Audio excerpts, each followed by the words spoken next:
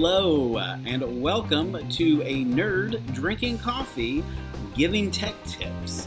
My name is Jared, your EdTech-ologist, and today we're going to take a look at how to create GIFs using Screencastify. GIFs are a great way to provide step-by-step instructions in a very easy and quick manner. So instead of recording a video where you're talking about go here, do this, do that, or step 1, step 2, use a GIF to create a step-by-step guide that is really quick and simple, and it will repeat itself so students can watch it over and over again until they are able to complete all the steps. It's a fantastic way to do directions instead of a video, because students will actually watch a GIF over and over again than a video of you talking about how to do something. So let's go take a look at GIFs. Give yourself a cup of coffee and let's make GIFs using Screencastify. Alright, to create a GIF, it is really simple. So what you want to do is go to wherever you're going to create your GIF from. So for example, I'm going to create a GIF on how to create a Meet link in Google Calendar. So simply go to your Screencastify extension, turn your microphone off and your web camera, because again it's a GIF and you don't need those two. You can record your desktop or your browser tab, so you can choose which one there. Then you're going to click record and it will count down for you. And then what you need to do is just do the steps as needed. Now GIFs need to be short and sweet, so you're going to have to work quickly.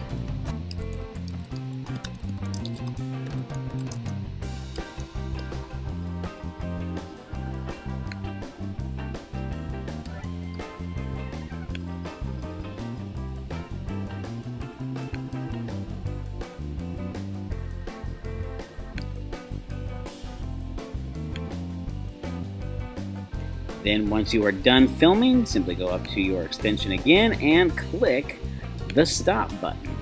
This will then open up Screencastify in a new tab like usual.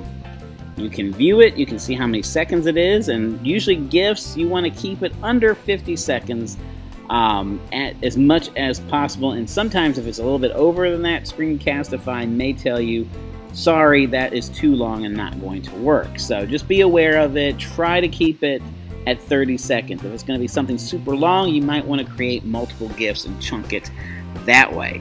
So I can see my video. Now what I'm going to do is I'm going to name it.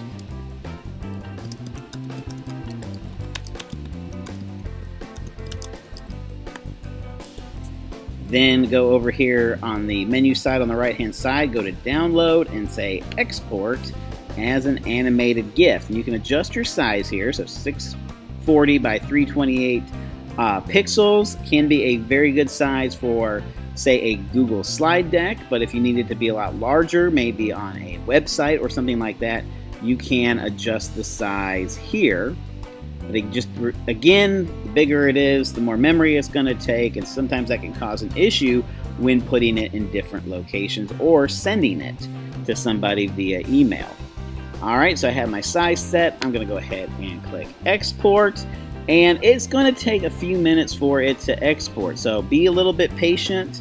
Again, depending on your size and the length of your GIF will depend on how long it takes to create that GIF. So you might need, again, chunking it is going to be a good recommendation to keep them short and sweet.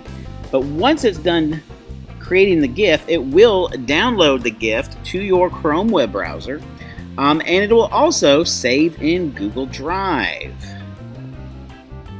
Once the GIF has finished exporting, you can now download the GIF, which will add it to your Chrome web browser that you can then upload to a website, Google Slides, or email, anything that you need to add it to. Now, it saves to Drive, but it will save to Drive as the video file. So if you need to create this GIF again, you're going to have to open it in Drive and do the download as GIF, or once you have it downloaded, simply upload it to Google Drive, so that way you have a folder of all your created GIFs. And just to show you how it works, I'm going to open up my presentation here, and I'm going to click and drag my GIF into my slide deck. I can readjust the size And now you see I have a perfect GIF to show instructions on how to do something really simple, really easily using Screencastify.